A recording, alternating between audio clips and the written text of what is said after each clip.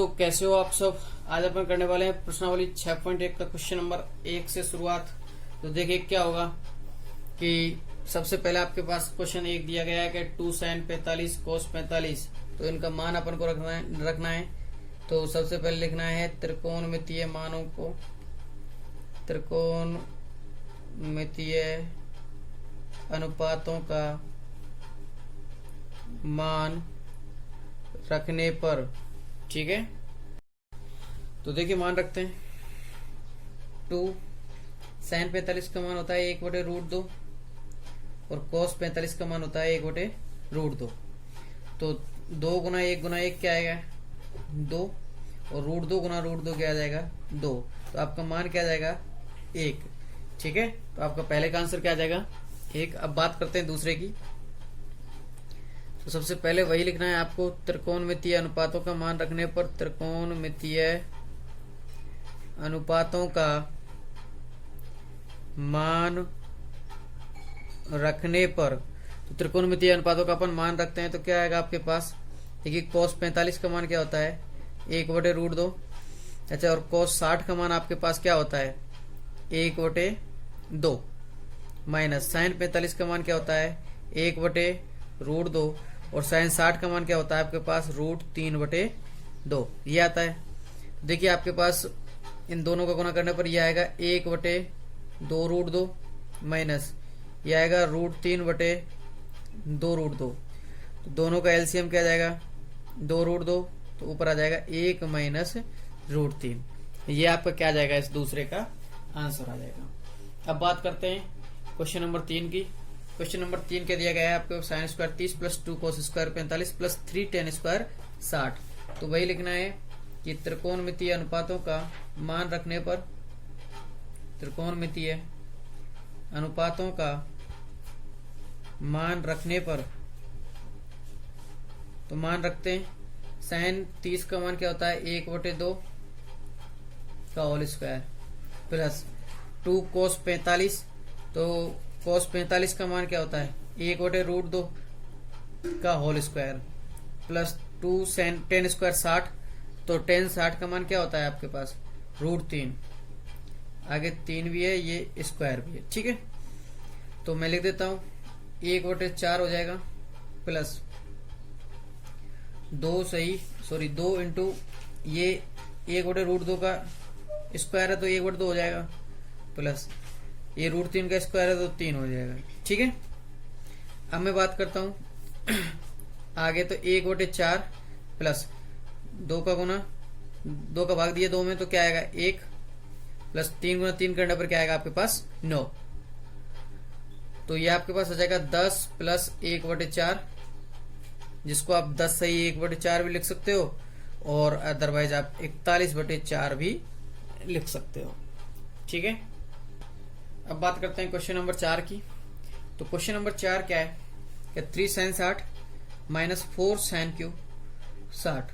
तो देखिए क्या हो जाएगा आपके पास। सबसे पहले वही लिखना है, त्रिकोणमितीय अनुपातों का मान रखने पर। देखिए क्या होगा 3 गुना sin 60 का मान क्या होगा आपके पास, sin 60 का मान हो जाएगा √3/2 माइनस 4 sin 60 का मान √3/2 का होल क्यूब। तो 3 √3/2 माइनस 4, इसका क्यूब करेंगे तो 3√3 और 2 का क्यूब करेंगे तो 8। 4 का भाग दिया 8 में तो 2 बार गया। ठीक है, तो आपके पास आ जाएगा 3√3/2 और इधर माइनस 3√3/2। तो कट के क्या आ जाएगा आपके पास 0। क्या बचेगा 0। ये आपका आंसर आ जाएगा। क्वेश्चन नंबर 5 की बात करते हैं। क्वेश्चन नंबर 5 में आपके पास दिया गया है 5 cos square 60 plus 4 sec square 30 minus tan square 45 upon sin square 30 plus cos square 30। तो अपन को सबसे पहले वही लिखना है, त्रिकोणमितीय अनुपातों का मान रखने पर, त्रिकोणमितीय अनुपातों का मान रखने पर, तो मान रखते हैं तो 5 cos 60 का मान क्या होता है 1/2 का होल स्क्वायर प्लस 4 sec 30 का मान क्या होता है भाई cos 30 का रिवर्स होता है, तो cos 30 का मान आपके पास क्या है √3/2 होता है, तो 2/3 हो जाए 2/√3 हो जाएगा इसका का whole square minus tan square 45 का मान क्या होता है 1, तो 1 का होल स्क्वायर बटे sin 30 का मान क्या होता है 1/2 का होल स्क्वायर प्लस cos 30 का मान क्या होता है √3/2 का होल स्क्वायर हो जाएगा। तो देखिए चलते हैं आगे, 5 गुना 1/4 हो जाएगा प्लस 4, 2 का वर्ग क्या होगा 4 और इसका वर्ग क्या हो जाएगा √3 का 3, ठीक है, माइनस 1 बटे 1/4 प्लस 3/4, ठीक है। उसके बाद चलते हैं आगे, तो ऊपर तो आएगा 5/4 प्लस 4 चौक 16/3 माइनस 1 और नीचे आएगा इनका एलसीएम 4 आ गया तो 1 प्लस 3। अब बात करता हूं आगे, तो ये आपके पास आ जाएगा ऊपर एलसीएम 12, तो 12 एलसीएम लेता हूं तो 5 3 15, ठीक है, प्लस 16 चौक 64 माइनस 12 बटे 4/4 क्या आ जाएगा 1, तो हर तो अब लगभग खत्म हो गया क्योंकि 1 का भाग देने पर ऊपर वाली संख्या आएगी, तो ऊपर वाली संख्या को जोड़ते हैं तो 15 और 64, या फिर आप ऐसे कर लीजिए 15 में से 12 घटाइए 3 बचेगा और 3 को इसमें जोड़ दीजिए 67 में, तो आपके पास आ जाएगा 63 में तो 67 आ जाएगा 67/12, तो ये आपको क्या आ जाएगा आंसर आ जाएगा। क्वेश्चन नंबर 6, क्वेश्चन नंबर 6 क्या है आपके पास 4 cot स्क्वायर 45। तो देखिए सबसे पहले वही त्रिकोणमितीय अनुपातों का मान रखने पर, त्रिकोणमितीय अनुपातों का मान रखने पर, तो मैं मान रखता हूं आपके पास क्या आ जाएगा 4 cot 45 का मान क्या आएगा, तो 4 cot स्क्वायर 45 का मान आपके पास cot 45 का मान क्या होता है 1, तो 1 का होल स्क्वायर माइनस sec 60 का मान क्या होता है 2, तो 2 का होल स्क्वायर प्लस sin 60 का मान क्या होता है √3/2 का होल स्क्वायर प्लस cos 90 का मान क्या होता है 0, ठीक है। तो 4 × 1 माइनस